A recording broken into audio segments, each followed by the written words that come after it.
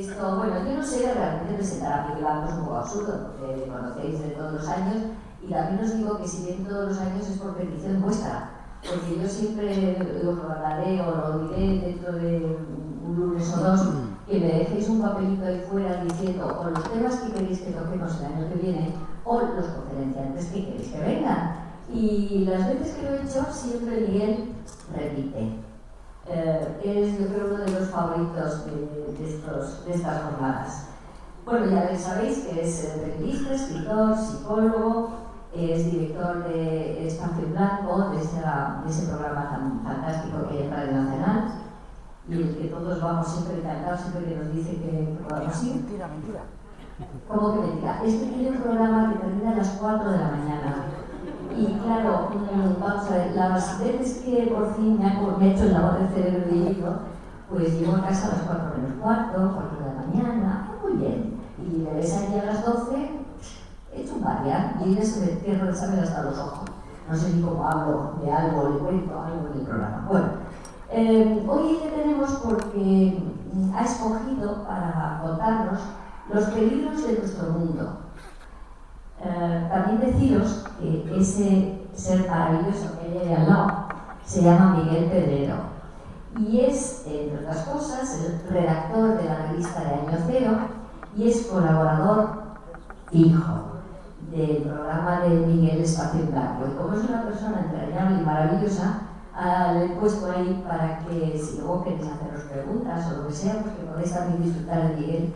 De otro Miguel, por cierto, hoy estamos de arcángeles aquí, en el Mati Paloma no he venido con esos especies de exorcismos que hace ella con los arcángeles. Bueno, pues os dejo con los dos, aunque con Miguel de una manera especial, y gracias por venir, Miguel, un año más.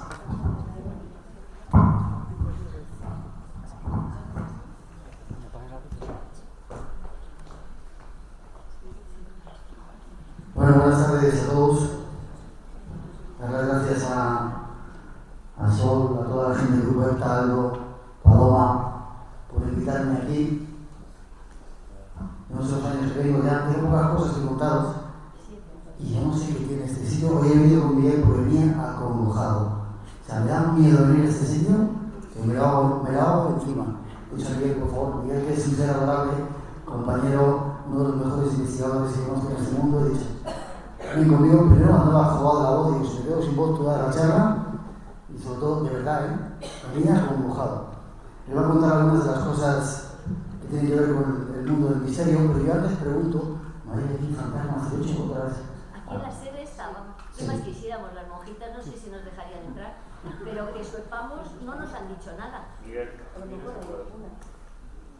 Ah, el cuadro de tienes ahí la monja. Aquí hay algo raro. No sé si será la Y fundadora. misterioso. ¿Vamos a pasar las luces todavía? Vamos, ahí aparece. Quítate eso, si está aquí hace calor en la sala. Fijaros que yo llevo conferencias dadas pues, en montones de lugares del mundo. Hubo un tiempo en que daba hasta en diferentes idiomas, vale. Nunca me ponen así, bueno, yo soy normal, ¿no? Pero siempre vengo aquí, ¿sabes? Te lo dije, me entra una risa, que no lo dije. Si pudiera decir que no vengo, primero porque me parece aburrido lo que os he contado. Sí, vale. Luego hablamos más, ¿vale? ¿Os vale? Sí, ¿os vale a vosotros los de las cámaras? Vale. Luego encendemos un poquito más. Pero bueno, peligros del mundo del misterio, gracias a Aldo. Algún peligro que pueda aparecer, algún fantasma por ahí, alguna cosa a lo largo de la noche. El misterio es algo que consustancial a la vida, o debería de serlo, ¿no? Algo que nos acompaña. Y ayer decíamos en Murcia, en Mazarrón, que teníamos otra conferencia, y yo preguntaba, si no tenéis misterio en vuestra vida, estáis un poco a preguntaros a lo que pasa en ella, ¿no? Es algo que va íntimamente ligado a lo que es la vida, que es un misterio, ¿no? Y se manifiesta de diferentes maneras, ¿no? A veces con casualidades, a veces a través de los sueños, u otras veces a través de sustos. Yo he tenido desde muy pequeño creo que os he contado historias, pero bueno, me perdonáis si os repito historias, ¿no?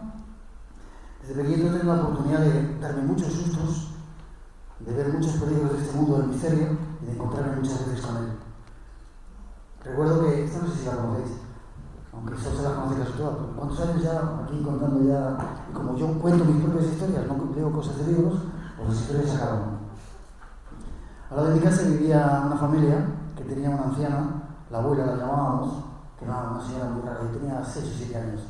Acababa de venir de América de vivir y siempre estaba en nuestra casa porque su familia no le daba de comer, no la cuidaba, no la atendía muy bien, ¿no? Y en mi casa mi madre y mis padres la trataban bien y nosotros jugábamos como si fuera la abuela, ¿no? Y ella de vez en cuando se acercaba a nosotros, a mi hermana y a mí, nos decía: cuando me muera me vais a ver, seguiré con vosotros, ¿no? No entendíamos lo que era eso, ¿no? Y además toda su ilusión era que nosotros, o mi tía que vivía con nosotros en otro piso de nuestra casa, se quedara con su vivienda, ¿no? Porque sus familiares la trataban muy mal y la vivienda estaba muy desatendida. Pasaron los años y la anciana murió, y por esas extrañas casualidades de la vida, mi tía cambió un piso que tenía por esa casa de la anciana, ¿no? Y se pusieron a hacer obras en la casa. Y yo recuerdo que un día entré, había un salón, habían tirado el tabique, ese tabique era el que daba con la habitación de la abuela, y entré y miré y dije hola, y me dirigí a mi tía, ¿no? Y hablé con ella y dije: la abuela está ahí. La vi como os veo a vosotros, ¿no? En un rinconcito de la sala, mirando lo que estaba sucediendo a su alrededor. Mi tía era una persona muy nerviosa y que enseguida se alteraba y no había dicho nada, ¿no? Pero entré varias veces a la casa y siempre estaba la anciana allí mirando con una percepción real, si la veías como os veo a vosotros, ¿no? Y mirando muy contenta lo que había alrededor. Hasta un día me decidí y le dije a mi tía: ¿sabes a quién veo en la casa? Dice: no me lo digas, sé que está la abuela con nosotros. El otro día estaba en la... ¿Tú no conocías esta, no? No. En la cocina, normal. Tenía el azúcar así, me di la vuelta y el azúcar había cambiado de sitio, ¿no? Y mi tía sabía que era la abuela, le decía: abuela, está en casa si quiere, pero no se me aparezca porque me va a asustar. La planta de arriba era donde estaban los dormitorios, y de repente me contaba mi tía que oían ruidos, ¿no? Muchos ruidos y mucho frío en la parte de abajo porque la abuela andaba por la casa de madrugada. Pasaron los meses, terminaron la obra, dejaron la casa toda súper bonita, ¿no? Hicieron una fiesta para invitarnos a nosotros y a la gente que vive en la casa, ¿no? Y fue la última vez que vi a la abuela. La abuela estaba sentada en ese rincón viendo todo con una cara de felicidad increíble, y de repente no la volvimos a ver. Supongo que su ilusión era que su casa estuviera bien cuidada, y llegó el momento hasta que terminaron esas obras, ¿no? Encuentros como esos yo he tenido afortunadamente muchos, y un pequeño apunte, ¿no? Cuando se dan de verdad, no tienes miedo de ese más allá, es decir, no hay peligro. Vamos a hablar de los peligros esta noche, ¿no? Cuando realmente tienes un encuentro con esas otras entidades que habitan más allá, la cosa es tan fluida, tan normalita, que no sientes miedo. El miedo surge cuando lo tienes dentro de ti, ¿no? O cuando buscas extrañas cosas. El otro día uno de los invitados del programa decía que el más allá se manifiesta si tú le llamas, ¿no? Él tiene que pedir permiso para entrar, si no, no puede entrar en nuestras vidas, ¿no? Esa es la barrera que nos limita ese contacto, y el otro es el miedo. Pero cuando te metes en el mundo de misterio, hay un montón de peligros que te pueden acechar, ¿no? El primero, te dejo hablar un poquito, con el que hemos jugado todos, ¿no? Todos, es esa extraña cosa que llama la atención a los niños. Qué curioso que llame a la gente joven, ¿no? Que está tratando de descubrir algo nuevo, ¿no? Y un apunte que se me había olvidado, ¿no? Nos siguen llamando gente rara a los que venís a estos sitios. Somos un poco marginados, cada día menos, ¿no? Porque cada vez hay más gente que está metida en estos asuntos y a todo el mundo le pasan cosas, aunque no lo cuente, ¿no? Pero hasta hace muy pocos años, ¿no? Los que estaban metidos en estos asuntos eran gente muy zumbada, ¿no? Apuntar eso también. Entonces supongo que, como me pasaba a mí, nos ha pasado a todos que nos iniciamos en este mundo, hemos jugado con ciertas cosas como es la Ouija. Pero la Ouija es tremendamente peligrosa, y os cuenta Miguel algo que os sigo contando yo. Ha venido para ayudarme, os decía. Bueno, muy buenas tardes o muy buenas noches. ¿Qué líos nos meten Miguel? La Ouija, yo, a revés de lo que le sucede a Miguel, soy el tipo menos perceptivo del mundo. Este tipo de temáticas me fascinan e intento investigar. A veces la palabra investigar es quizás un un tanto exagerada, ¿no? Teniendo en cuenta los medios de los que disponemos y del escaso equipo, en mi caso yo solo. Y siempre me he esforzado por seguir casos o sucesos en diferentes ámbitos, pero soy el tipo menos perceptivo del mundo, y cuando viajas con Miguel, que es una experiencia muy recomendable, primero te sientes muy seguro, porque se las sabe todas, ¿no? Y pase lo que pase, estés en la circunstancia que estés, sabes que vas a salir, que no va a haber ningún problema. Entonces eso a uno le da mucho descanso, ¿no? Pero Miguel, quizás en contra de lo que yo hago, muy obsesionado con grabar, fotografía, él vive la experiencia, ¿no? Y a veces yo creo que es lo mejor. Me acuerdo de un Temazcal en México. Algo contaremos. Y no voy a contar la experiencia del Temazcal, pero yo no sabía qué hacer, no sabía si participar en el Temazcal, sacar fotos, y se me acercó a Miguel y dije, no, déjate hacer tonterías, porque si haces fotos no participas. Y si participas, olvídate la foto, ¿qué más da? ¿No? No participé. La Ouija, hablaba Miguel de la Ouija. Todos hemos jugado a la Ouija. La Ouija es un gran enigma, porque en realidad no es nada. Es decir, es un tablero, unas letras, unos números, pero de algún modo las personas que se reúnen alrededor de la Ouija concentran algún tipo de energía y abren puertas. Desde mi punto de vista, puertas que pueden conectar con otro lado, pero también con nosotros mismos, ¿no? Y a veces eso es lo más peligroso. Os voy a contar un par de casos que tuve la oportunidad de seguir. Año 1992, dos muchachos, como otros muchos, deciden comenzar a practicar el juego, entre comillas, de la Ouija, ¿no? Conectan con una serie de espíritus, supuestos espíritus, así se identificaban, el vaso a veces se movía, a veces no se movía, hasta que en un momento determinado entra un ser que dice que es un ser extraterrestre, una entidad de otros mundos, que ellos son una especie de elegidos que estaba esperando ese momento, y comienza una comunicación muy fluida.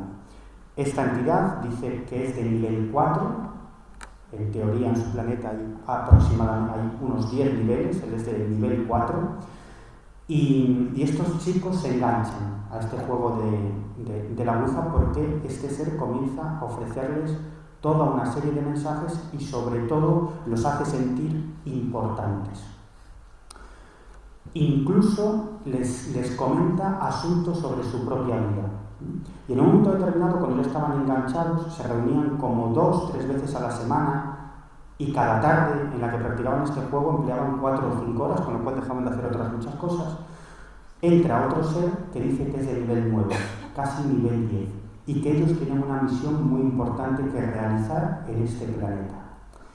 Y poco a poco los va convenciendo y les dice que lo primero que tienen que hacer para esa misión que deben realizar en nuestro mundo es viajar a su planeta, el planeta del que ellos son originarios, pero que no lo podrían hacer con su cuerpo físico, porque los ovnis, los objetos voladores no identificados en los que ellos viajan, son naves de energía, con lo cual un cuerpo físico ahí no puede entrar. Incluso este ser les explica que esa es la razón por la que los ovnis aparecen y desaparecen, se materializan y se desmaterializan.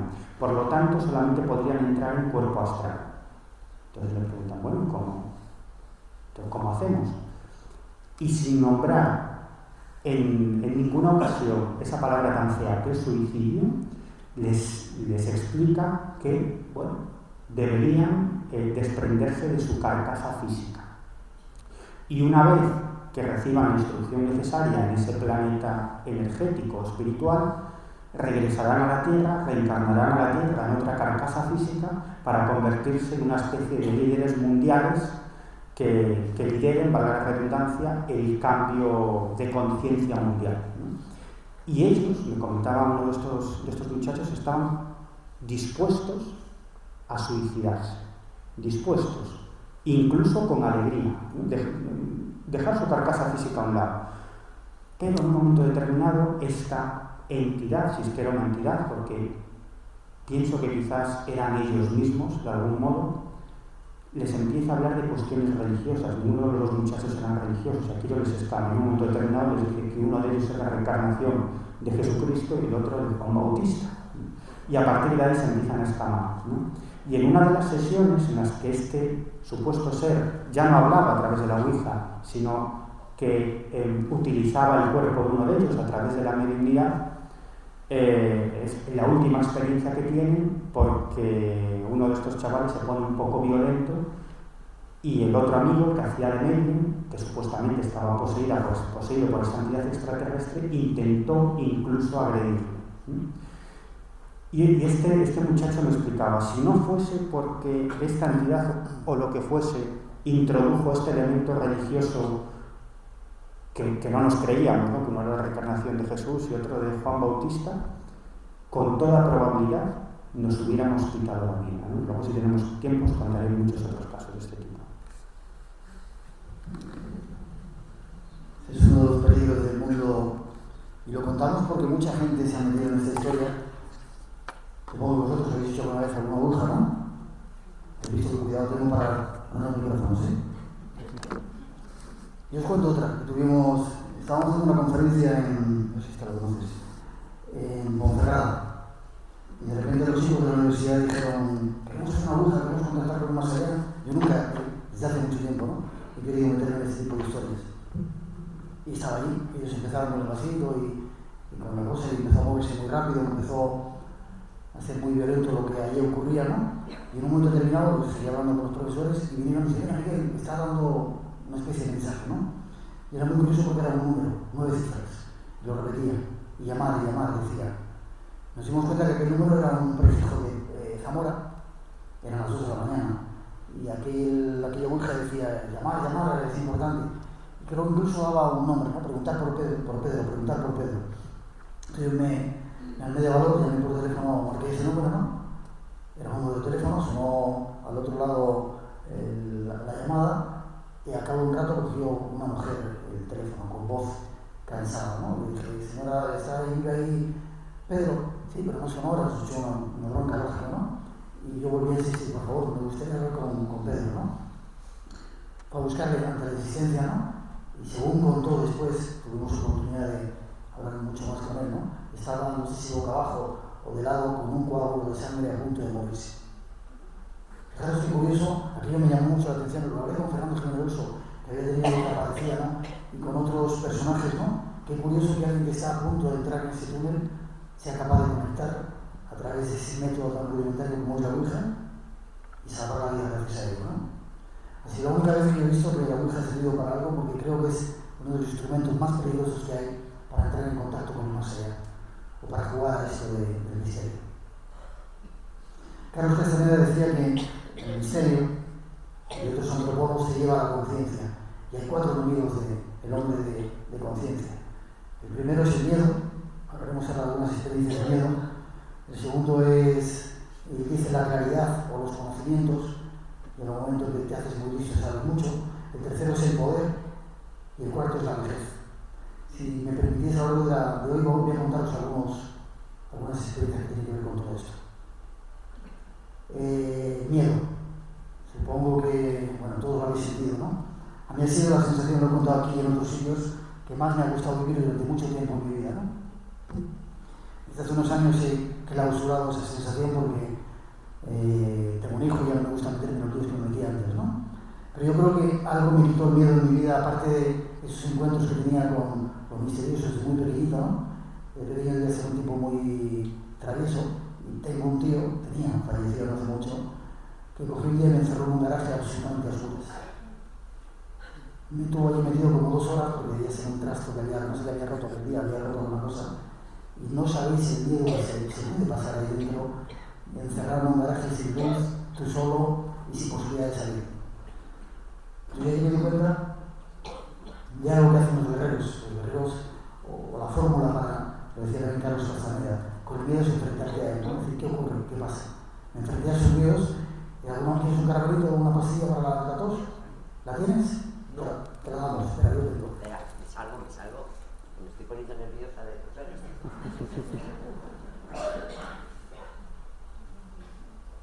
Estamos en todo, ¿no? Pues, como os digo, es enfrentarte a ese miedo, ¿no? Te lo quitas y de repente se va.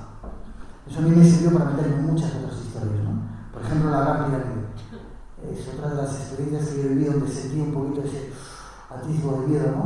Javier está ahora con su libro de esa sesión o ese día que vivió en la Gran Pirámide. No ha habido muchos que yo sepa, que sepamos, que han vivido esa experiencia, ¿no? Creo que lo ha contado así alguna otra vez, pero fue absolutamente increíble, ¿no? Ayer contaba también en Mazarrón que en Egipto, como en muchos otros países, con dinero puedes llevarle hasta Tutankamón, si quieres, o a el faraón Ramsés en la maleta, ¿no? En aquel tiempo, se hablando de hace mucho tiempo, podías pagar propina para ver si encontrabas vacías.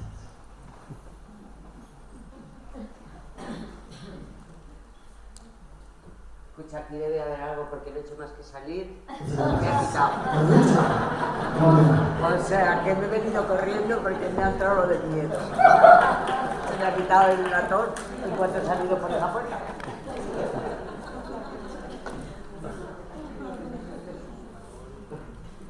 Pues os decía, pagando propina te dejaban hacer algunas cosas, ¿no? Yo tenía la ilusión de poder entrar dentro de la Gran Pirámide, cerraron a las 5:30 estaba allí, me dijeron cuando subas arriba apagamos la luz, no sé si habéis estado, hay una serie de túneles, una escalera grande cuando desembocas en la cámara del rey. Cuando llegué arriba apagaron la luz y a mí me entró el acongoje más increíble que he sentido en algunas ocasiones, ¿no? De repente el peso de esos 2 millones de bloques que estaban encima de ti, ¿no? Siempre que voy me pasa lo mismo, ¿no? Digo, si esto se cayera ahora, ¿no? Llevo 4.000 años y no creo que se vaya a caer el momento que nosotros estamos, ¿no? Pero la sensación es tan opresiva, ¿no? Y tan dura, y verdad, sientes un montón de cosas alrededor que dije, salgo corriendo de aquí.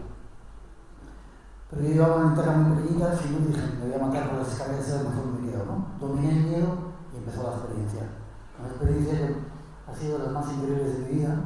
Hay un sarcófago en esa cámara del rey, me metí dentro del sarcófago y lo que sentí es que el sarcófago se adaptaba a mi cuerpo como si fuera un traje y empecé un viaje.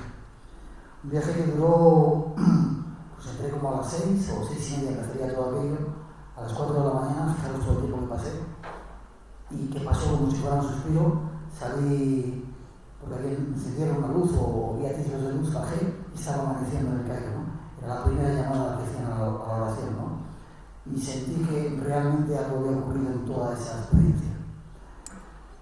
Según algunas leyendas, ese sarcófago, esa pirámide, la utilizaban para rejuvenecerse.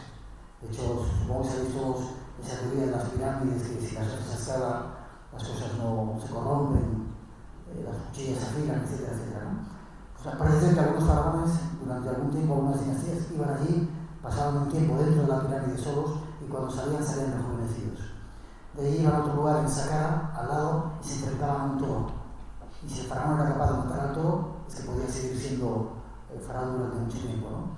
Supongo que eso pasaría, o me pasaría, dentro de la Gran Pirámide. Yo sentí como que mis células se habían rejuvenecido, algo había ocurrido, independientemente de ese miedo que había pasado en la primera experiencia, ¿no? De hecho, estoy deseando volver a realizar la experiencia otra vez, volver otra vez a ver si me dejan dormir ahí dentro, porque fue una de las cosas más increíbles que no puedo vivir.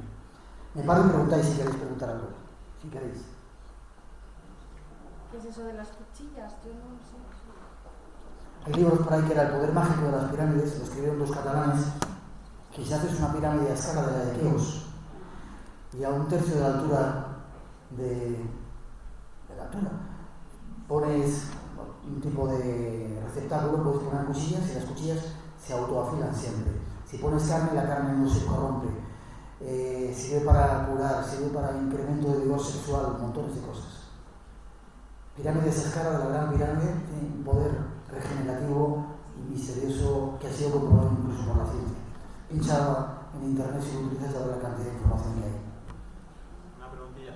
Me dijo, los años que llevas tú curioseando en esto del misterio, ¿a qué conclusión? ¿Qué es para ti a lo mejor la realidad? ¿Qué consideras tú que es la realidad? Pero un poquito hasta el final, tío, casi.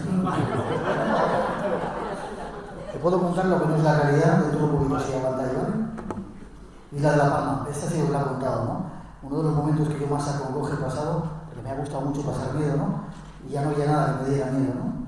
De repente, yo siempre viajaba antes de Navidad, y en Navidad me iba con mis padres a Canarias a pasar la Navidad con ellos. Era Nochevieja. No sé si sabéis que hay una caldera que se llama la caldera de Taburiente, que es una de las más activas que hay en España, en Europa, que es un lugar, es parque nacional, con desniveles de 2000 metros de altitud, ¿no? Entonces yo dejé a toda mi familia, que ya están acostumbrados a que soy muy loco, tomé las uvas y me largué, no me gustaban las fiestas, y me marché a la caldera de Taburete.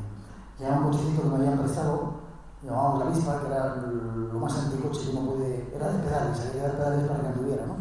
Pero pude llegar hasta la cima esa, dejé el coche aparcado en un parque y me metí por los senderos que hay con una linterna. Senderos que no eran más anchos que esta mesa, un poquito más a veces, con desniveles, como digo, de 2000 metros en muchos lugares, ¿no? Algunos dicen que la isla de La Palma es uno de esos lugares de Europa que hay sitios todavía donde no ha pisado el ser humano, porque os imaginéis lo puro que es el lugar todavía. Anduve como una hora, me introduje dentro de los caminos dentro del parque y me senté a meditar. Me senté y vi dos luces por encima de la montaña y dije, ya están aquí los ovnis estos, ¿no?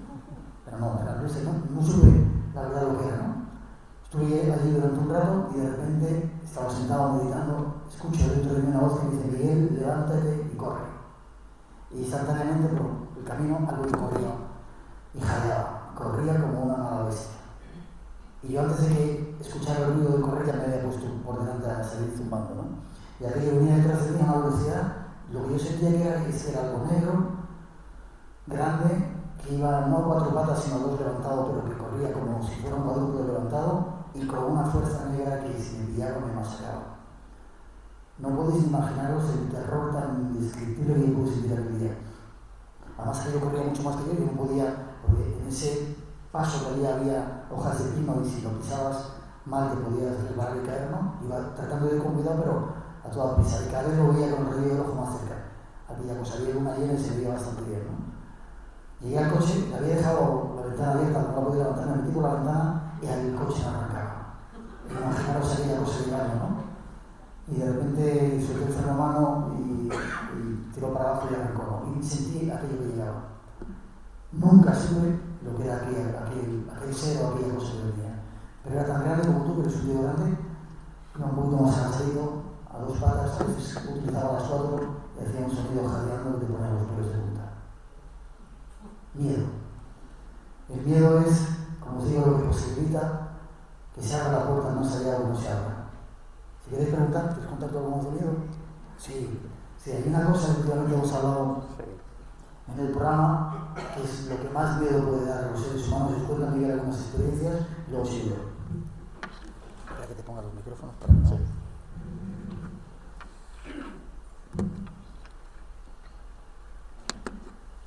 Bueno, esto fue una serie de historias que me aterraron hasta a mí. Y eso que yo soy un gran defensor de que este tipo de temáticas que a todos nos fascinan no tienen nada de oscuro, o la parte oscura es la menos importante, ¿no? Yo creo que todo este tipo de fenómenos tienen una parte luminosa y esperanzadora que yo creo que es lo más importante, ¿no? La posibilidad de que exista vida después de la vida, la posibilidad de que estemos siendo visitados por inteligencias de otros mundos, la capacidad o la posibilidad de utilizar, de emplear toda una serie de capacidades mentales dormidas, ¿no? Es decir, yo creo que son fenómenos fascinantes, pero es cierto que aunque yo prefiero centrarme en esa parte, prefiero ofrecer esperanza, es cierto que hay una parte oscura. Antes de contar esas experiencias, sí me gustaría contar otro caso de Ouija, porque en el caso que os acabo de relatar anteriormente, desde luego no hay ninguna prueba que apunte a la existencia de algún tipo de estímulo externo que se apareciera en ese juego de la Ouija, ¿no? Quizás estos dos chicos, estos dos muchachos estaban conectando con su yo interno, con su inconsciente más profundo, o como lo queráis llamar, ¿no? En su momento me encontré con un caso en el que este punto está bastante claro y, sin embargo, el protagonista, en este caso la protagonista, se encontraba absolutamente aterrada. Cuando tuve la oportunidad de entrevistarla, yo lo que hice fue tranquilizarla, aunque no quedó muy convencida. Esta es una enfermera de cierta edad, valenciana, que hace aproximadamente 13 años, con un grupo de compañeras, comenzó a practicar el juego de la Ouija.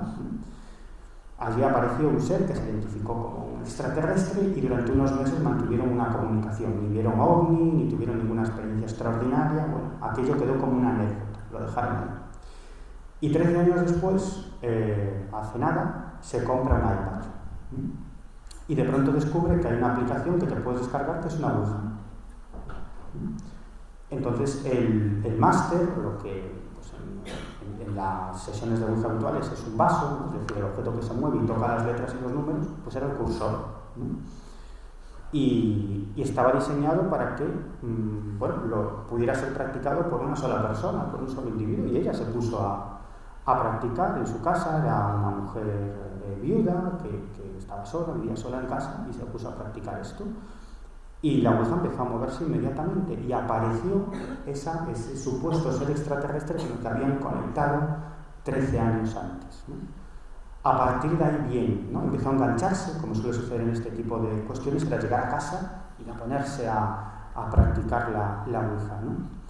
En un momento determinado hubo un cambio y esa entidad, supuesta entidad que se comunicaba con ella, le dijo que no, que la había engañado, que no era ese extraterrestre que ella pensaba, que simplemente había tomado su personalidad, digamos, pero que era una persona que vivía con un gran poder mental y que la tenía absolutamente controlada. Incluso le llegó a decir que esto lo hacía con muchas mujeres mayores y aburridas como ella. Llegó a insultarla. Ella decía, estaba aterrada porque decía que sabía todo lo que hacía las 24 horas del día. Es decir, yo me ponía en la Ouija y sabía con quién había hablado, qué había comprado para comer, con quién me había cabreado. Decía, pero es que además sabía mis pensamientos más íntimos. Y luego me dice, y además es que se expresaba como lo hago yo misma. Y entonces dice, es más, en un momento que quise cortar la comunicación, llegó a darme mi dirección y a decir, como dejes de conectar conmigo, voy a visitarte a tu casa y ya verás, que te voy a matar.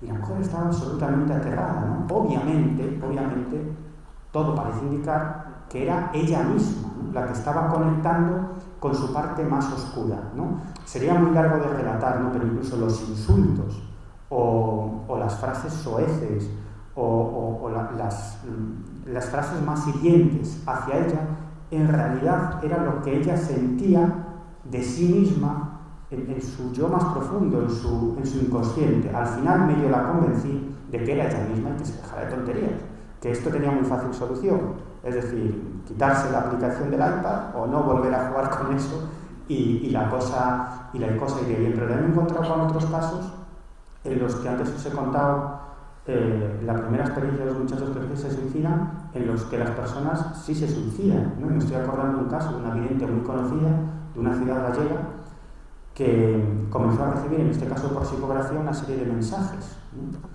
El primer mensaje que recibió ponía muero por amor, y por psicografía también recibió una cara, un rostro, ¿no? Tiempo después conoció a una persona que le fue a consultar porque su marido se había suicidado, y cuando le enseñó la foto resulta que ella había dibujado el rostro del marido, ¿no? Y a partir de ahí empezó a obsesionarse por el tema de la psicografía e incluso comenzó también a hacer ouijas, ¿no?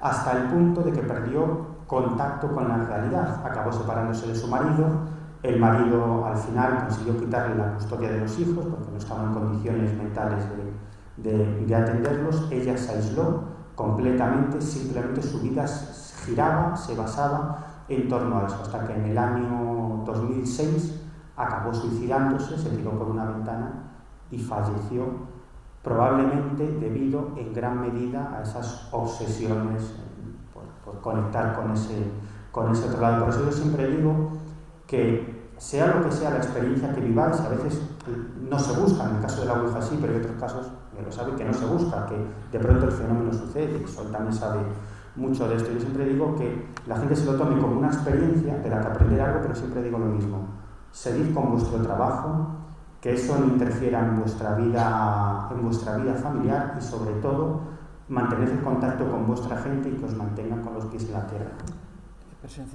Vale. ¿Cómo me enrollo? Vale. Y estos son este tipo de experiencias en los que la persona no lo busca. No lo busca. Son absolutamente terribles. A mí pocas cosas en este mundo de lo extraño, del misterio, es un nombre que no me gusta, el misterio, ¿qué es el misterio? Todo el misterio, el mundo del misterio, no sé qué es. Bueno, pues son las únicas experiencias que a mí en realidad me causaron mucho miedo, ¿no? No porque yo viviera nada, sino porque me pasé semanas y semanas, por culpa de este hombre que está aquí, entrevistando a personas que habían sufrido este tipo de experiencias que os voy a relatar. Yo vivo solo.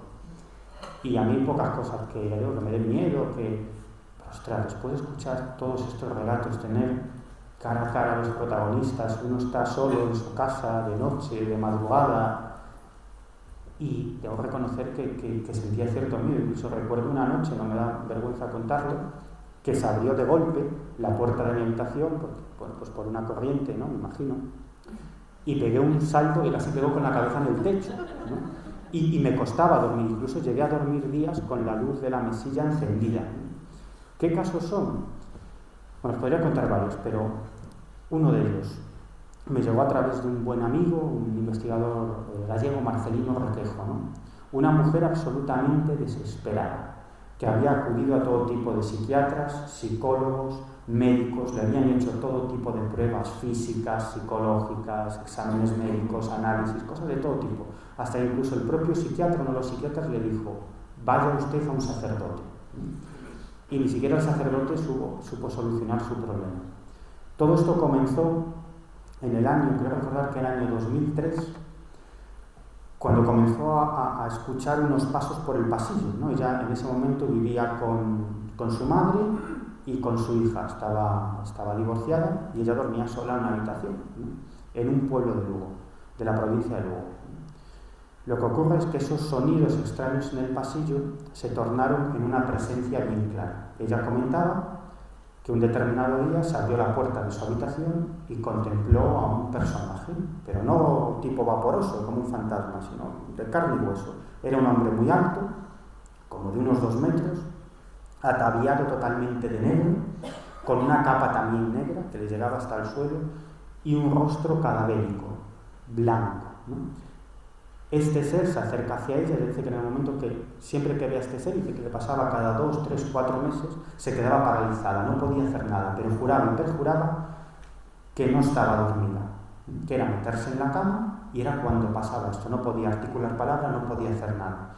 Y las primeras veces a lo que se dedicaba este, entre comillas, hombre, es a retirarle las sábanas y a pasarle sus manos, sus frías manos por la pierna. Lo que pasa es que la cosa fue a más. Y en un día determinado, este hombre se le echó encima, ¿no?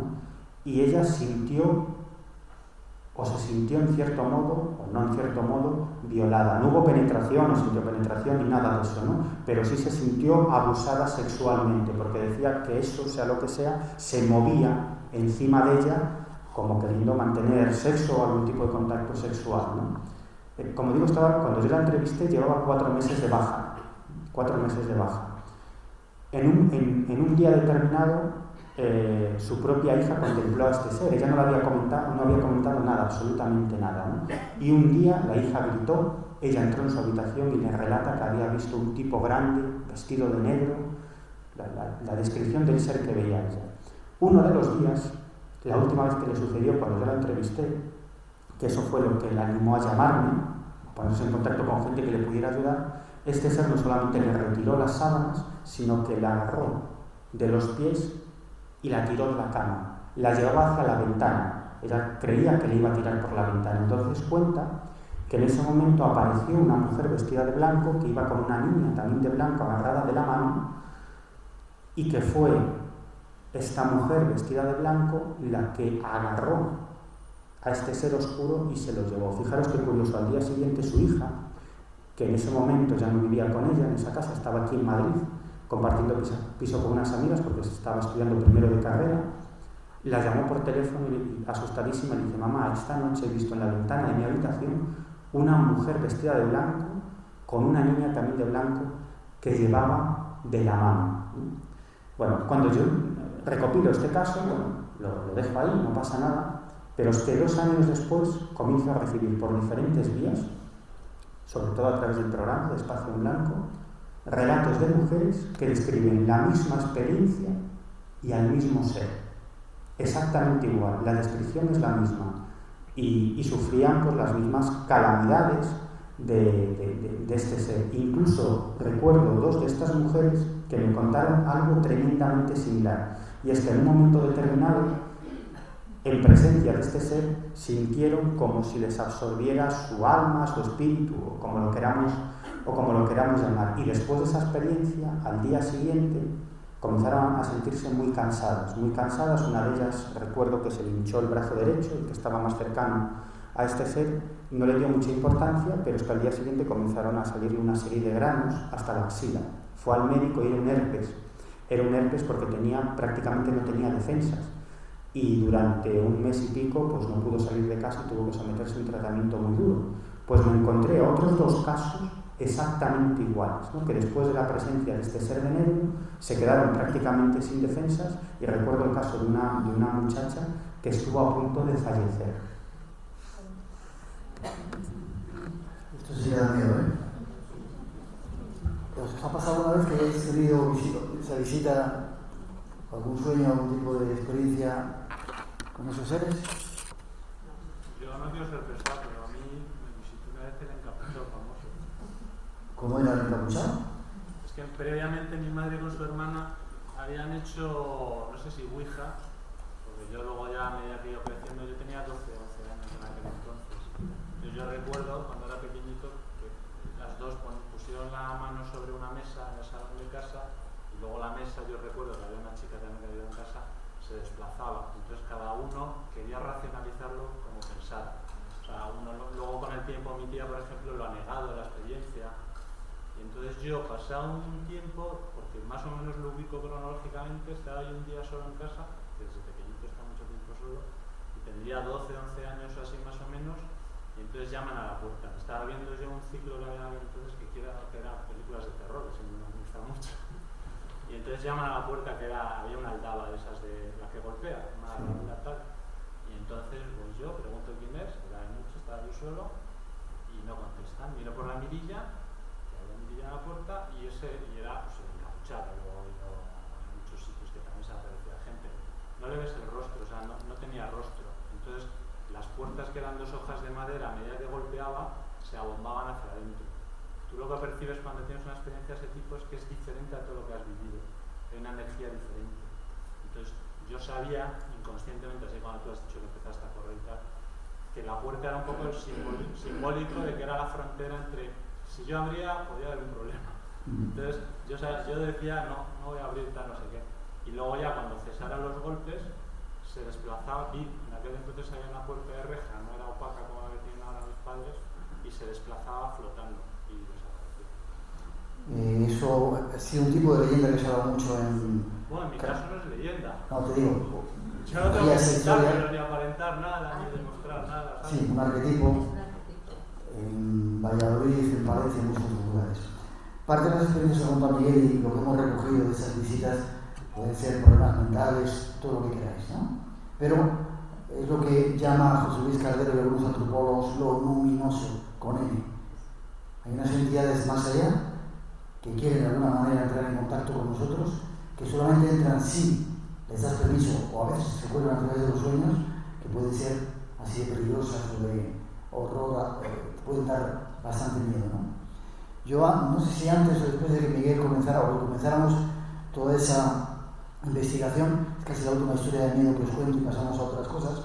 Un día por la noche estaba en casa, estaba dormido ya, 2 de la mañana, y de repente sentí que abrían la puerta de mi habitación y que venía un ser gigante, tremendo, de grande, de poderoso, negro, a hacerme daño a mí y a mi familia. Entonces yo me levanté, en vez de quedarme paralizado, me levanté a ver qué era aquello, a enfrentarlo, ¿no? Sobre todo porque no quería que hicieran nada, ¿no? Y la expresión que yo puedo, o la descripción es algo negro, muy fuerte, muy poderoso, que a lo mejor estaba dentro de mí y en ese momento se manifestó en los sueños, ¿no? O a lo mejor era ese ser, o esos seres que existen en ese otro lado de la realidad, de la cual al final hablaremos, que de vez en cuando entran en contacto con los seres humanos, vete a saber para qué. Trataremos de sacar conclusiones. Última experiencia con el miedo, la del diablo, supongo todos la conocéis, en Haití, que no voy a volver a contar, no sé qué queráis que la cuente.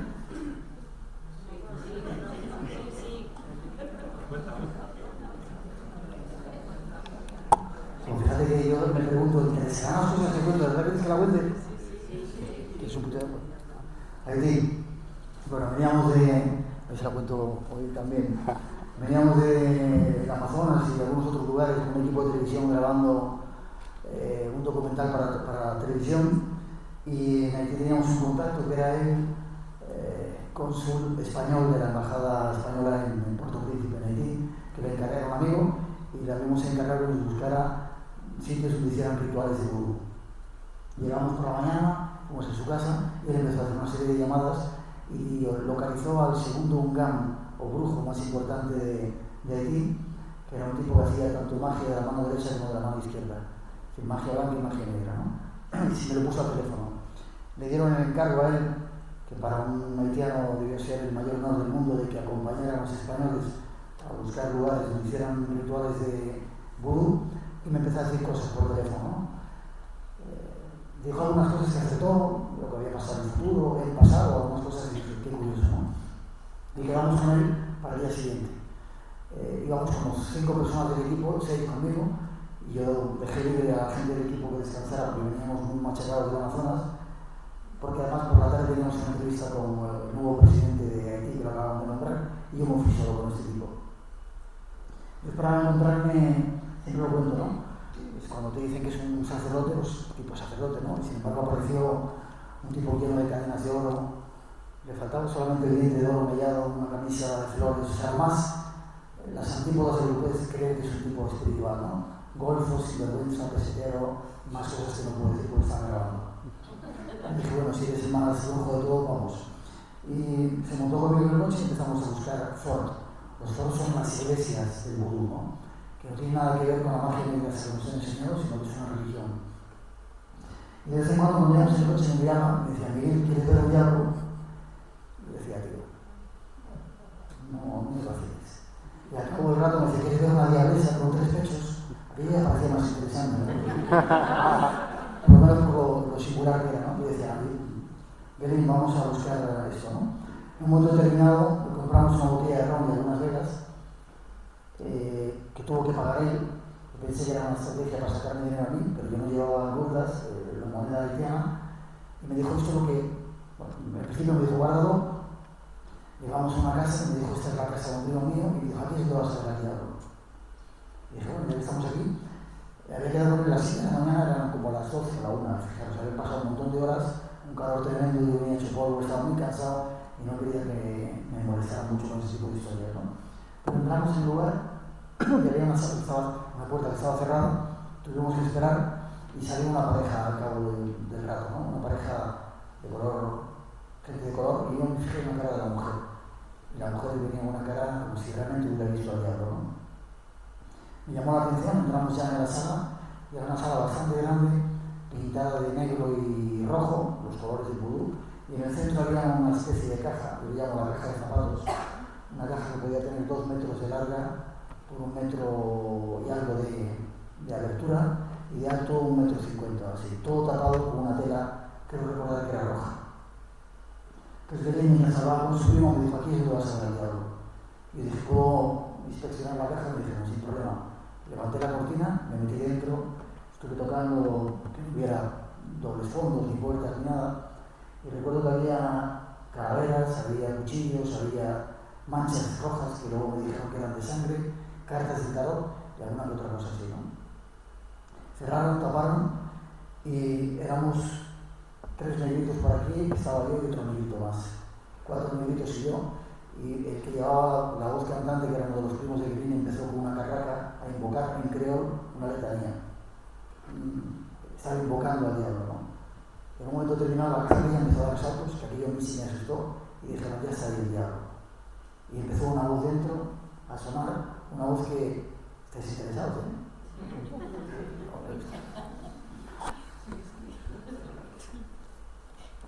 Una voz así gangosa, que le patinaba así la R a la. Y yo pensé enseguida que era un truco, digo, hay una manguera que yo no he controlado y hay alguien fuera que está hablando como un efecto que hacemos en la radio, ¿no? En un momento determinado había varias voces dentro de la caja que se peleaban y decían, ahora hay varios diablos, me decían desde fuera, ¿no? No veíamos nada de lo que había dentro, ¿no? Y el primo de Berlín con un cuchillo, un machete, clavaba en la mesa, en la caja de ella, y yo se paraba, ¿no? La ceremonia prosiguió y de repente esa supuesta voz, ese diablo que había dentro, hablaba con los deditos y pasaba absolutamente de mí, ¿no? Pero de repente en un momento hablaba en creol, de vez en cuando utilizaba el francés, pero sobre todo en creol, ¿no? En un momento determinado se dijo, ¿quién es ese blanco que hay ahí? Entonces le dijeron quién era. Yo tengo un cargo, hay una especie, cuando te inicias en las religiones afrocaribeñas, se inician ellas, vas subiendo como si fuera el ejército, ¿no? Y dijeron, pues el recluta blanco que ha venido a verte. No soy recluta, tengo un poquito más de cargo, pero bueno. Y entonces de repente parece que le llamé la atención y empezó a hablar conmigo en francés. Me dijo, mi hijito, ¿qué tal estás? ¿De dónde vienes? ¿Cómo te ha ido la vida? Y luego me dijo, ¿quieres hacer daño a alguien? ¿Quieres que matemos a tu mujer? No estaba casado. ¿Quieres que hacer alguna pizca, no? Y yo decía, no quiero nada, ¿no? De repente se olvidaba de mí y seguía hablando con los demás, ¿no? Pero la voz que salía de ahí era terrorífica, pero la forma de hablarte era muy cariñosa, ¿no? Era como si un abuelo hablara al nieto, ¿no? Entonces, en un momento determinado, volvió a hablar conmigo en castellano, nadie hablaba castellano, me dijo, va a pasarte esto, me profetizó una serie de cosas. Entonces llegó el momento en que lo que habíamos comprado, el ron y las velas, me dijo Belín, es la ofrenda que traes al diablo, ¿no? Dice, mételo con cuidado por debajo de la cajita esa, pero cuando sientas que tiran de ella, suéltalo porque el diablo es muy violento y te puede sacar la mano, ¿no? Quitar la mano. A mí me parece una exageración, pero evidentemente metí la botella y había algo con mucha violencia que tiraba de ello, ¿no? Igual pasó con el resto de las velas. Pues siguieron preguntándome qué quería, insistían si quería matar a alguien, tal, y dije, no, solamente quiero verte. E insistí varias veces, ¿no? Y me decían, no puedes verle porque va a venir con el olor del infierno, huele muy mal y da mucho miedo, y dije, quiero verle. Insistí tanto que pusieron una barrera de sal entre nosotros y la caja, y en un momento determinado abrieron. Y del fondo de la caja aparecía un tipo caminando como si fuera enano, 1,20 m de estatura, blanco, no era negro, sino era blanco, con una perilla así larga, la piel muy blanca, ropa muy gastada y los ojos inyectados así en sangre amarillos. Se acercó caminando así tambaleándose, levantó la mano para tocarme y yo quise hacer lo mismo, pero me dieron un golpe, ¿no? Y le estuve mirando durante varios minutos como veo a vosotros, ¿no? Si tenéis que ver eso, imaginaros la sensación de estar delante de ese ser, ¿no? Cerraron aquella puerta, terminaron toda aquella parafernalia, dijeron adiós, y en el momento que dijeron adiós levantaron la cortina y no había nada. No estaba ni ese ser, ni la botella de ron, ni nada de lo que habíamos llevado. Yo le dije a Belín, me impresionó tanto aquello, ¿no? Le dije, quiero grabar esto, ¿no? Me habían ofrecido grabar rituales en los que hacían sacrificios con niños, y en aquel tiempo desaparecían muchos niños en Navidad, sobre todo en Semana Santa en Haití, y sabían que eran para pactar con el diablo, ¿no? Y me dijeron, por 10.000 pesetas, 60 euros, fijaros, podemos conseguir tu niño y ves cómo lo hacemos, ¿no? Y evidentemente yo me negué a ello, ¿no? Pero yo les ofrecí 500.000 pesetas, 3.000 euros, que para ellos, por ese cambio que os he dicho de dinero, era como solucionar la vida a 2 o 3 generaciones, ¿no? Y Belén y su primo, le apareció el signo del dólar en los ojos, como los dibujos animados, pero dijeron, tenemos que hablar con el diablo a ver si se deja grabar, ¿no? Por la tarde me dijeron, cuando me volví a encontrar con ellos, que el diablo no se quería dejar grabar, y no pude grabar en aquella ocasión, ¿no? He vuelto allí en 6 ocasiones detrás de esa historia, de ese misterio, ¿no? Hemos vuelto a encontrarnos fraudes, tal, pero nunca he vuelto a conectar con esa experiencia que viví, ¿no? Pero, sin embargo, sé que es auténtica y que sí ya me encontré con algo tremendamente inusual, extraño, del más allá, porque en uno de los viajes, no sé si fue 6 o 7 años después, se cumplió todo lo que el diablo me había profetizado. Dijo que iba a perder una empresa que tenía, que iba a perder la casa, que me iba a abandonar la novia y que iba a enfermar una grave enfermedad de los pulmones que iban a estar a punto de llevarme al otro lado. Y así ocurrió. Y ocurrió curiosamente volviendo a Haití. Regresaba de Haití en Navidad, fui a Canarias, como contaba con mis padres, y el día de Nochevieja volví a Madrid y dije, llevarme a un hospital que me estoy muriendo. Los médicos nunca supieron lo que había sido. Al principio pensaron que era tuberculosis, después SIDA, después cáncer, después al final dijeron neumonía típica. Y uno de los médicos que nos escuchaba y decía, si está por ahí con esa gente que tú hablas, extraterrestres, si tienes algo en el pulmón que te está matando, pero no sabemos lo que es. Y entonces yo me reía y luego le conté y dije, igual ha sido el diablo, ¿no? Son unas experiencias que no me dio miedo cuando lo estaba viviendo, pero me dio un miedo tremendo tiempo después cuando lo pensaba. Y me paro y preguntáis si queréis. ¿Te duele la cabeza? Estás meditando ahí. El alma te duele. El diablo, perdona, cuando se te aparecía supuestamente y tal, ¿crees que buscaba algo de ti? O sea, como camelarte de alguna manera. No. Sí, hay muchas explicaciones antropológicas detrás de esa figura del diablo. Haití es el primer país del mundo negro que se independizó del dominio blanco. Entonces es el único país del mundo que está consagrado al diablo. Pero hay una razón. Ellos dijeron, ¿quién es el enemigo del blanco que nos ha estado masacrando siempre? El diablo. Porque todos los que estaban allí eran cristianos católicos, ¿no? Entonces salieron con él porque era el enemigo del blanco. Si ese es el diablo, era tan ingenuo, a pesar de la pinta que tenía imponente, ¿no? A mí no me daba miedo, o sea, no era un ser que quisiera seducirme, matar a alguien con ello, etcétera, ¿sabes? No. Pero en ese caso concreto, ¿tú crees que no era fraude? Yo pongo la mano en el fuego de que no era fraude. Absolutamente convencido de que no era fraude. Por eso lo he dicho. Porque nadie conocía en mi vida y dijo tan claramente cosas que no iban a ocurrir. Y porque si hubiera sido un fraude, lo hubieran grabado. 500.000 pesetas en Haití en aquel tiempo eran como 3 veces te solucionaba la vida, 3 generaciones. Lo hubieran. Tiempo después, con Manuel Caraballán, descubrimos otro fraude que hacían con una parafernalia parecida, pero ahí no se nos cuenta enseguida, ¿sabes? Fue curioso además porque los dos primos de Belén, que eran dos que habían pactado con ese diablo, habían pactado 7 años de beneficio del diablo a cambio de su alma. En uno de los viajes, Belén nunca quería que volviera a ver a los primos, pero me comentó que habían muerto los dos primos en 2 accidentes de tráfico el mismo día en diferentes lugares, y lo pude corroborar en la prensa. El diablo me dijo que se había llevado el alma de mis primos. Pero conmigo, no pacté con él, que algunos dicen se pacta con él para estar tan joven, no sé lo que es la juventud. Seguimos estando ahí. ¿Alguna otra pregunta que queráis? Si nos vamos a otros lugares. Sí. Pero dices que tú estás más o menos metido en el tema de religiones afroamericanas, ¿has dicho? ¿No? Sí, iniciado. Iniciado en este asunto. ¿Y ese asunto conlleva también la adoración al diablo o es otra cosa? No. Pero los rituales afrocaribeños todos parten de un tronco común, aunque hayan sido diferentes las etnias que lo han llevado, ¿no? La santería, el palo mayombe y la regla de Ifá es como entrar, es una misma religión, digamos, un mismo cuerpo de creencias, con algunas variantes en cuanto a nombres, pero se cree más o menos en lo mismo. El vudú es muy parecido a lo que puede ser la santería, con algunos matices del diablo, porque es en Haití, y donde contactas con un ser que dice que es el diablo.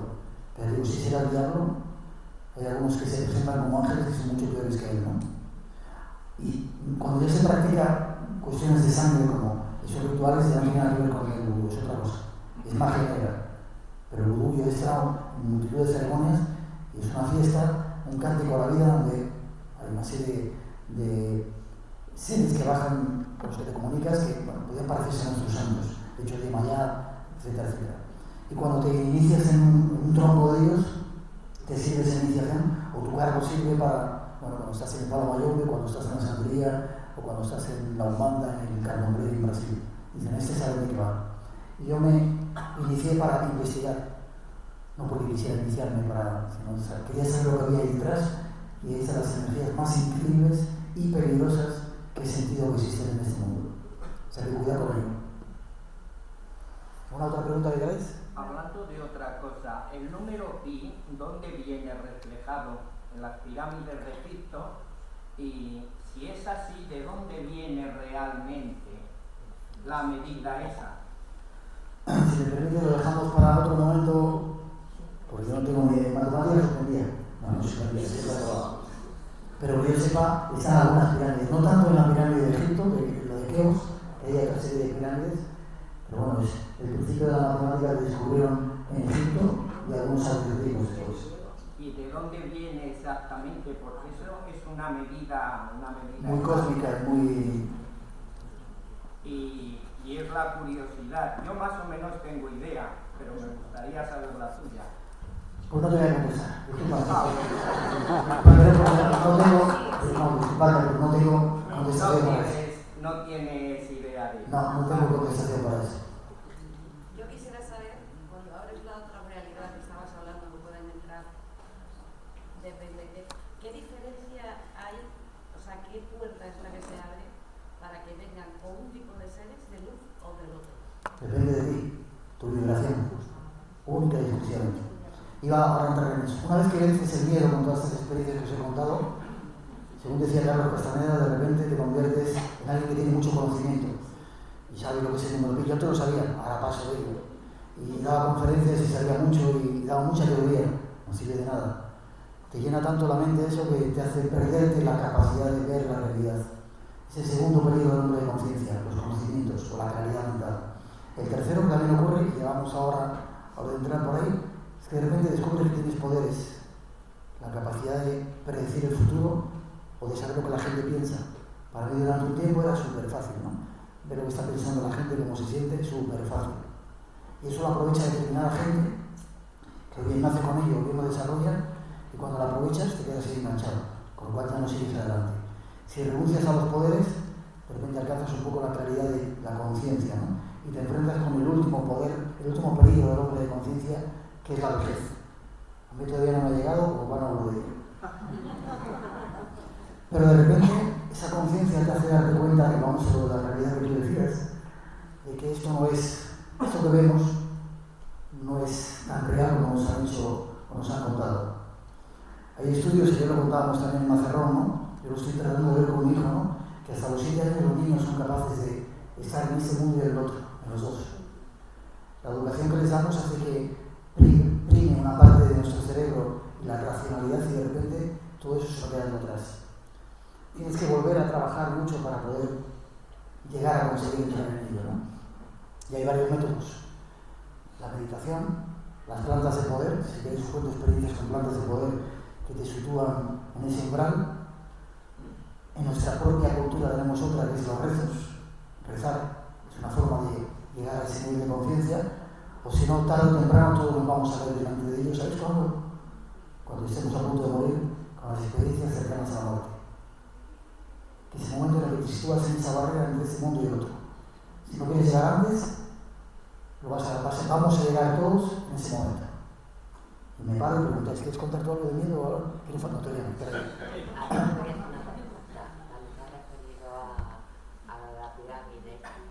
¿Ha notado un cambio después de esa experiencia en una vibración más alta?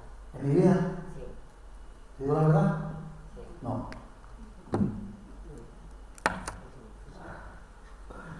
Si fuera músico te diría, me transformó la vida. No. Eso lo dijo Javier Sierra. ¿Eso dijo Javier Sierra, que le transformó la vida? Sí. Y que Bueno. por eso se dedica a lo que está haciendo. Me parece muy bien. En mi caso, fue una experiencia increíble, ¿sabes? Absolutamente increíble, que agradezco en ese momento, ¿no? Pero no me cambió la vida porque ya venía con un bagaje de zumbado como veas tú. No necesitaba el tipo de experiencia para estar más zumbado. Javier quizá, porque a Javier le conocemos, os cuento, ¿no? Yo a Javier le conozco desde que tenía 13 años, venía al programa y decía, joder, qué tío. Un tipo, el típico empollón, inteligente, centradito, que a lo mejor necesitaba que le dieran un palo, ¿no? No, estoy hablando de broma, ¿no? Pero para mí fue una de muchas más experiencias que quiero saber que había algo más. Pero mi vibración sigue siendo, no sigue siendo, lo que yo voy trabajando cada día, ¿no? Que es como adquieres superarte y subir la vibración. ¿Alguna pregunta más o nos vamos? Después de tantas investigaciones y experiencias, ¿qué sacas de conclusión? ¿Qué es lo que crees? ¿Qué sacas en conclusión? ¿En qué sentido? ¿Qué es lo que crees de todo eso? Porque has contado experiencias distintas. Vale, espérate un segundito y te lo digo, pero básicamente creo en la vida. Y creo, si me dedico a esto, es para tratar de dar señales o abrir puertas a la gente que no ha tenido la oportunidad o la facilidad de viajar tanto como yo, de ser tan loco, etcétera, etcétera. Y si me permites, nada, 15 minutos se lo cuento. ¿Alguna otra pregunta o...? Miguel, aparte de tú, Javier y Napoleón, ¿eso a la pirámide duerme más gente? O sea, ¿encuentra más gente o...? No, no es fácil, es muy difícil. O sea, que hay poca gente que ha hecho esa experiencia. Hay poca gente loca que haga esa experiencia. Porque te digo de verdad que entrar ahí dentro es...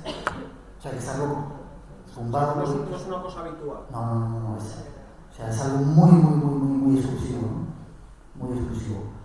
Yo no sé la gente que lo habrá hecho, porque no lo he contado, ¿no? Sé cómo se puede hacer. Últimamente han cambiado las condiciones, ahora, con esto de la revolución y todo lo que ha ocurrido, yo estoy tratando de volver a hacerlo porque para mí me sitúa cuando vivo este tipo de experiencias como un examen, una realidad.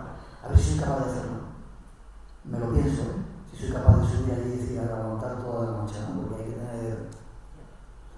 Aparte de que allí no te dejan entrar a cualquiera.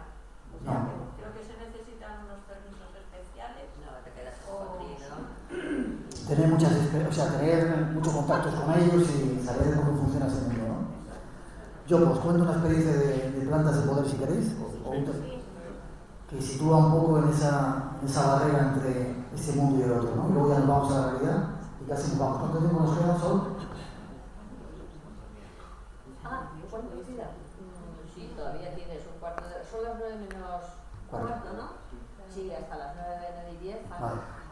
Con coloquias, si quieres, no sé qué.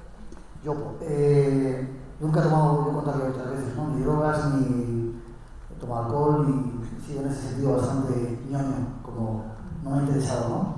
Pero sí me interesaba cuando estuve en la selva con los indígenas piaroas probar lo que ellos llaman las plantas de poder. Para nada drogas, plantas de poder. Y localizamos a un chamán Bolívar, que me inició en el yopo. El yopo es una serie de plantas mezcladas que se inhalan, se llaman chingar. Siempre cuento lo mismo, supongo que habéis visto la imagen de un indígena que con una caña se lo pone a la nariz del otro y le sopla y le mete. Algo parecido fue lo que yo hice allí, ¿no? En mi caso no era una caña, sino que era el esqueleto de un ave que tenía las dos alas y te metías los huesos de las dos alas por la nariz y chingabas, ¿no? Te metías para dentro de aquello, ¿no?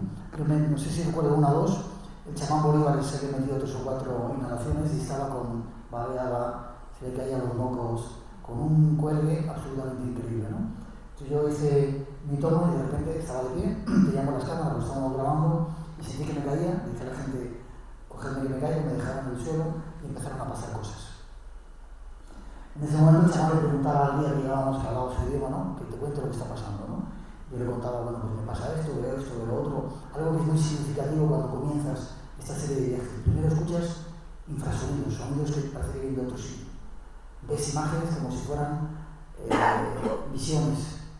Y luego de repente el túnel famoso de ese, parece que comienzas el viaje, ¿no? Entonces yo decía, siento que mi cuerpo se está transformando, de la visión que tenía de unos 70 había bajado como menos de 1 metro, ¿no? Y sentía que no era un ser humano, ¿no? Y el chamán le preguntaba, que te digan qué animal se ha convertido, que te digan qué animal. Yo me vi el brazo y vi que lo tenía lleno de manchas, en caso que me había convertido en un jaguar o en algo parecido, ¿no?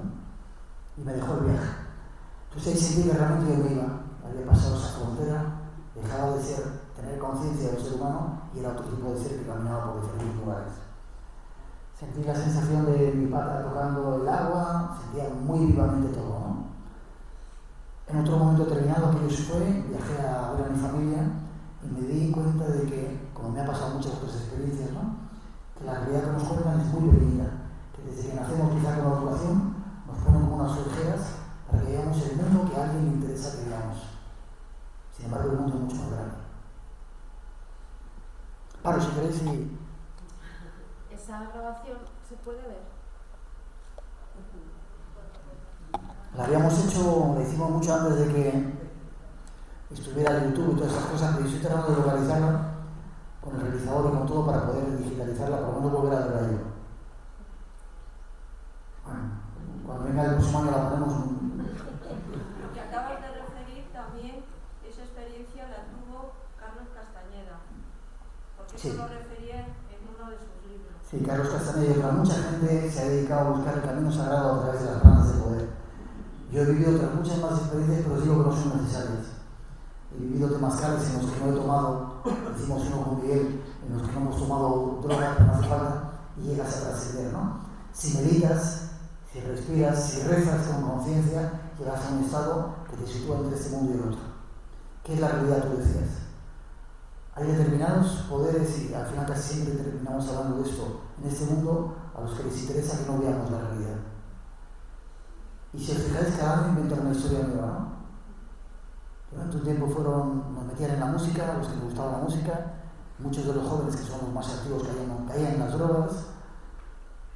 Últimamente son los aparatitos estos, los teléfonos, no sé si os dais cuenta cuando, yo no viajo mucho en el metro, ¿no? Pero cuando vas en el metro, todos estamos entontecidos tratando de ver, eso corresponde a todo un plan de esos seres que decía quizás de lo luminoso que estaban más allá, que no les interesa que veamos la realidad. Porque si te metes a través del miedo, adquieres conciencia, y si adquieres conciencia, te das cuenta que esto es mucho más allá. Hay muchas más cosas de las que aquí nos cuentan, ¿no? Entonces, tomar nota de eso, ¿no? Estamos, de alguna manera, nos están enseñando solamente un pedacito muy pequeño de la realidad, que es lo que ellos quieren, y lo hacen a través de pantallas de televisión, de teléfonos, para tener nuestro cerebro y nuestra mente controlada y dominada. En ese sentido, por eso quería que viniera Miguel, ¿no? Y si descubriéramos que nuestro ADN y lo que nos conforma no es de esta tierra, y parece que hay pruebas de ello, ¿no, Miguel? Por eso venía. Breve, porfa. Sí, bueno, obviamente es un tema muy amplio, ¿no? Pero ese es uno de los, yo creo que el gran enigma, ¿no? El origen de la vida, el origen de todo, ¿no? Cómo nació la primera célula, ¿no? en este planeta. Yo estoy seguro que todos vosotros habéis estudiado en el colegio el experimento de la sopa primordial.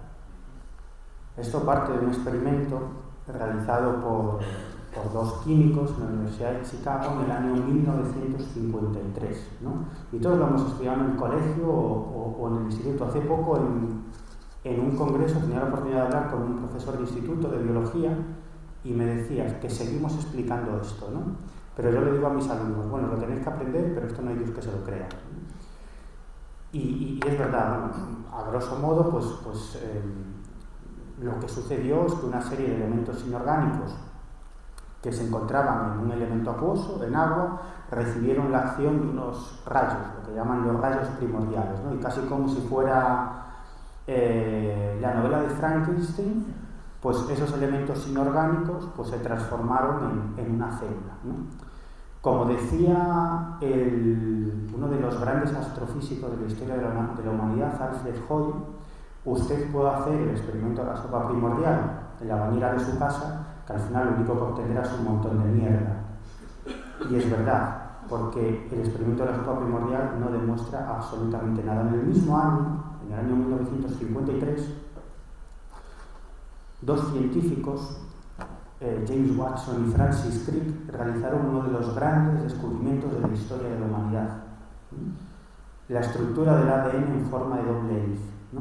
Eso abrió de par en par las puertas a campos tan fantásticos e increíbles como el de la genética, que nos cambiará la vida de aquí a muy pocos años, ¿no? Y Watson y Crick, cuando vieron aquello, lo que pensaron es: esto es muy raro.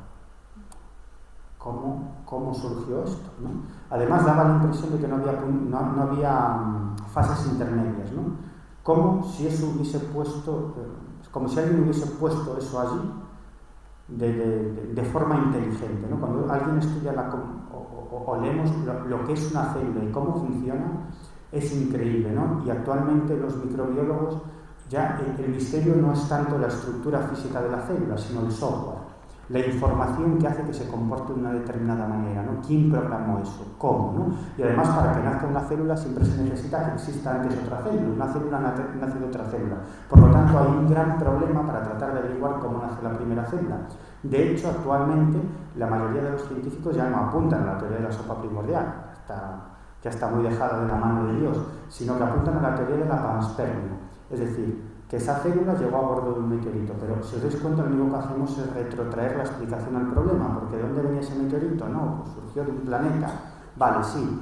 ¿Y en ese planeta cómo surgió la vida? No, de otro meteorito que llegó a ese planeta. Vale, y ese meteorito, en el fondo, es irnos hacia atrás, pero no hay una explicación. Y Francis y Crick, en el año 1953, cuando descubrieron aquello, se quedaron apabullados, ¿no? Watson tenía un carácter mucho más tranquilo, ¿no? Y era muchísimo más diplomático que Crick, que tenía un carácter hiperincisivo, ¿no? Watson llegó a ser el director del proyecto Genoma Humano, que secuenció a los aproximadamente 25.000 millones de genes de los que está formado el ser humano, es decir, una barbaridad. Bueno, el caso es que Crick siempre pensó que la única posibilidad para explicar el surgimiento de la vida en la Tierra es que hubiera llegado a bordo de una nave extraterrestre, ¿no? En el año 1973, creo recordar, con un químico también muy prestigioso, publicaron en una revista lo que dentro del mundillo académico ya era un secreto a voces, ¿no?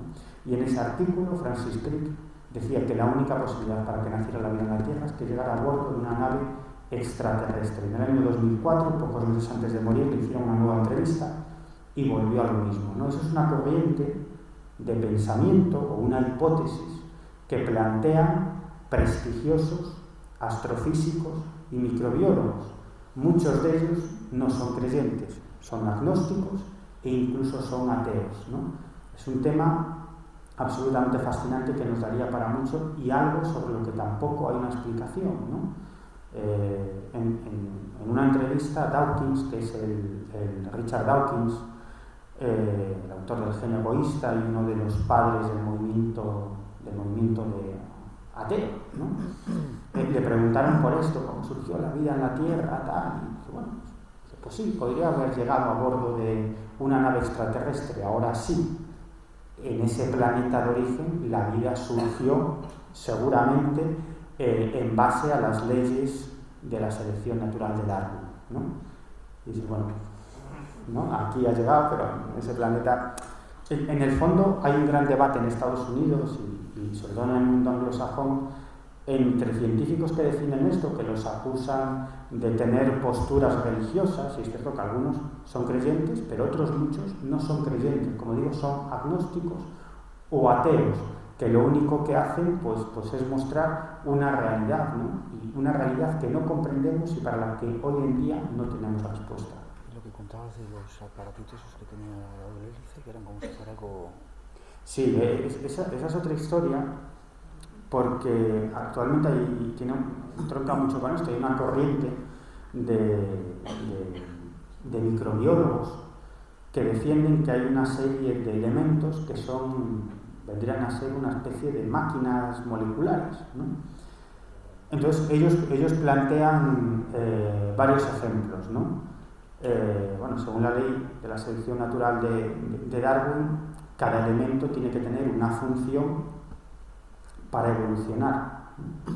Sin embargo, hay una serie de elementos moleculares a los que, según esta corriente de prestigiosos microbiólogos, como digo, algunos agnósticos, ateos, según ellos, hay una serie de elementos, de determinados elementos moleculares, como por ejemplo los cilios y los flagelos bacterianos, que no tienen ninguna función por sí misma, que es imposible, es decir, que alguien los tuvo que ensamblar, porque cada una de esas partes no tiene una función de modo separado, ¿no?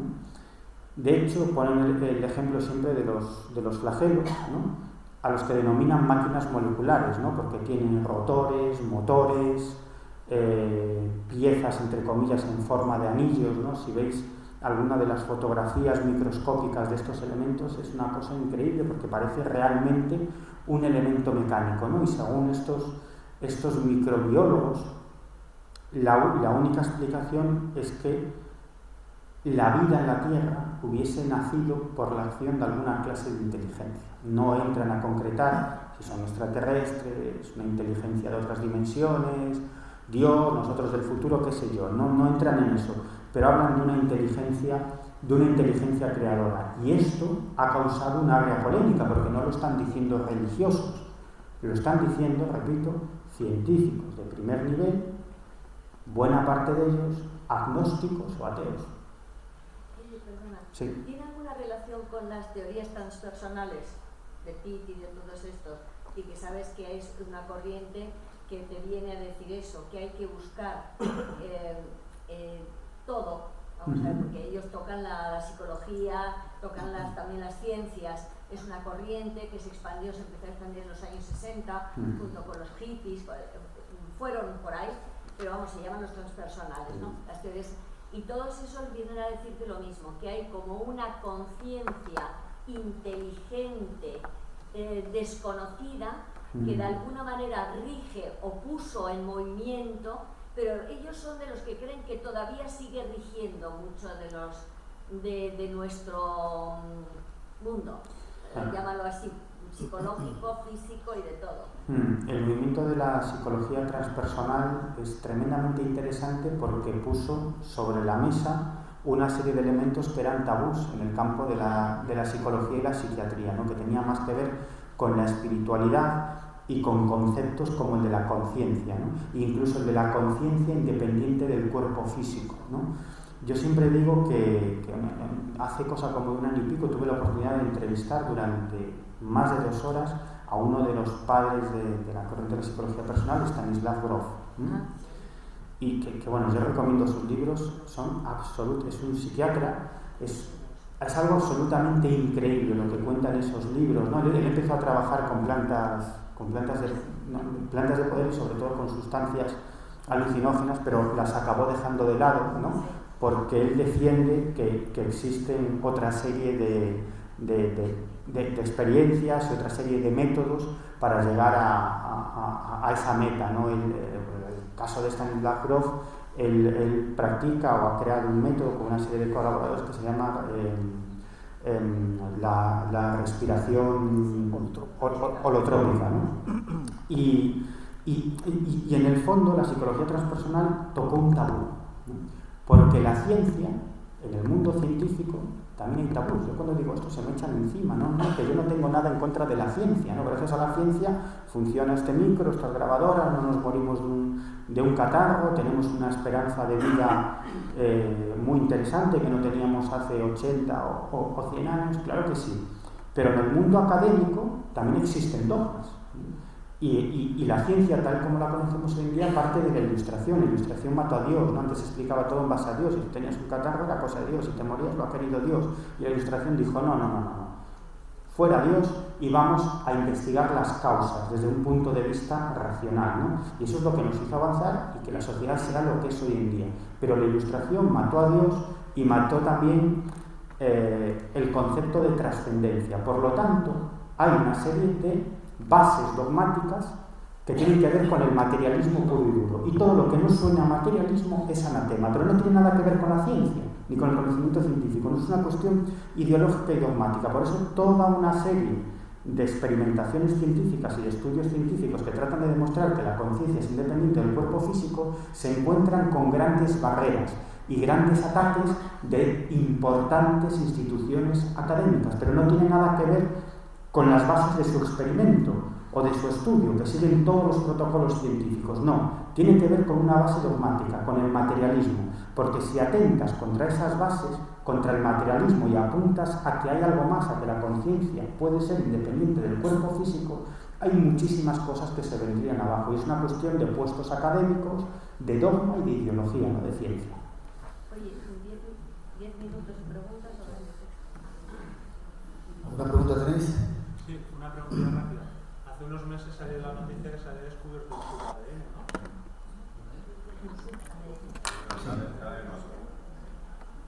O al menos eso leí yo en un sitio. Sí, de hecho la biología y esa serie de campos están haciendo descubrimientos cada vez más increíbles. Pero ves, ahí deja un dato, Miguel, todos los científicos más de vanguardia dicen que nos han engañado. Todas las historias que nos han ido contando hasta ahora, o por lo menos una adecuación de otro tipo de verdades, ¿no? El origen, desde el punto de vista de la ciencia, que es la que más o menos creemos, de la vida, es una inteligencia superior, no de aquí. Como las pirámides. Como la construcción de las pirámides. Eso lo quiero unir, sí, puede ser. Lo quiero unir con los Anunnakis y toda esa serie de historias que seguramente será para otra charla, ¿no? La lucha entre las fuerzas del bien y del mal, ¿no? Desde hace mucho tiempo el ser humano ha estado, por un lado, ayudado por seres angélicos o positivos que quieren que avancen. Uno de ellos era Luzbel, fijaros, Lucifer. Sin embargo, para algunos, no quiero meterle mucho por este campo, pero bueno, era el malo de la película, ¿no? Sin embargo, ese ángel quería que tuviéramos la luz del conocimiento. Y por otro lado hay otra serie de grupos que están tratando de que no adquiramos conciencia. El mayor peligro de este mundo del misterio en el que estamos, ¿sabéis cuál es? Buscar la verdad. Porque a veces si la buscas te puedes encontrar con atismos de esa verdad, ¿no? Y un atismo y mi consejo es, a mí el mundo del misterio me ha ayudado para darme cuenta, como te digo, lo que no es real. Me preguntaba antes qué era la realidad. Esto que vemos no es real. Esto es Matrix. si no habéis visto la película, volver a verla. Vivimos en un mundo en el que nos han metido hologramas, condicionamientos mentales, y gracias al misterio y a ciertas experiencias de conciencia tienes un atisbo de esa luz que hay más allá.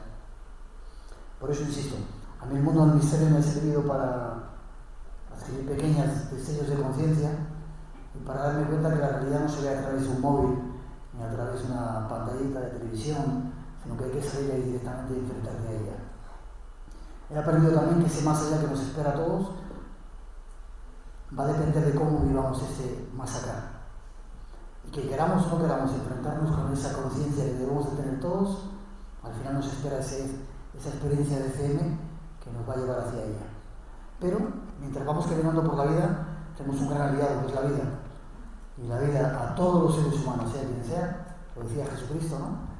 No os preocupéis que comeréis o acerca de las plantas, nos da todo lo que necesitamos en cada instante. Hay que saber mirarlo y buscarlo.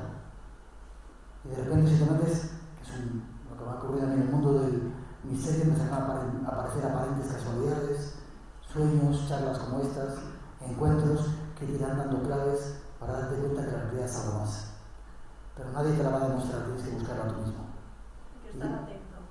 Claro, yo os invito a eso, a ello, a que la busquéis, pero no a través de un teléfono móvil, de las pantallas o de la tele, porque nos están engañando, me cago en 10. De sobre el miedo, cuando uno tiene una experiencia de miedo, que tiene miedo de verdad, ¿qué es lo que se tiene miedo a perder? ¿La vida? ¿Tienes miedo al dolor? Pregúntatelo cuando estás ahí. Lo que, como característica, cuando tienes un encuentro real con algo de ese más allá, y la gente del grupo ETA lo sabe, no te da miedo. Yo he visto fallecidos y no te da para nada miedo. Te da miedo cuando hay algo que tienes aquí dentro de ti, tus temores internos. Yo me preguntaba alguna vez que tenía miedo, ¿a qué tienes miedo? ¿A morir? No pasa nada porque te mueras. ¿A sufrir? El sufrimiento... En el caso concreto que ibas corriendo y te estaba persiguiendo aquel, ahí que tenías miedo. Claro, me lo pregunté después, ¿a qué? Aquello posiblemente, igual era algún ser desconocido, pero muy probablemente todo aquello que te encuentras fuera de tu vida corresponde a algo que tú tienes dentro. Y me tuve que meter una temporada a ver qué algo oscuro tenía yo dentro, que era tremendamente poderoso, iba a ser una palabrota y que podía hacerme daño. ¿Sabes? Todo lo que ocurre en tu exterior es algo que te está diciendo algo que sirve para ti. La vida es nuestra aliada. Por ese camino puedes encontrar esa iluminación, ese atisbo, y de repente el misterio se convierte en algo chulo. Si no, hay algunos peligros como los que hemos visto hoy. ¿Por ahí atrás queréis preguntar? ¿Y qué hacemos? Vamos. ¿Qué ocurre cuando se junta lo de dentro con lo de más allá y con la técnica? Como por ejemplo en Belmez. ¿Como por ejemplo en? Belmez. Saltaban los dispositivos. Pues a mí aquello no me dio miedo, ¿sabes? No te puedo dar una respuesta, porque yo no tengo respuesta a eso, ¿no? Pero fue tremendamente interesante y de alguna manera la cuestión intelectual es que algo vi allí que estaba comunicándose con nosotros. Supongo que veréis también un programa de Iker. Antes de Iker lo hicimos nosotros en un programa de radio, y lo que fuera, cuando invocábamos a María, de repente sonaban los sensores y le decíamos que no suene ahora el de la puerta, sino que suene el de la escalera o el del piso de arriba, y sonaba el del piso de arriba, y había gente que se lo hacía encima, ¿no?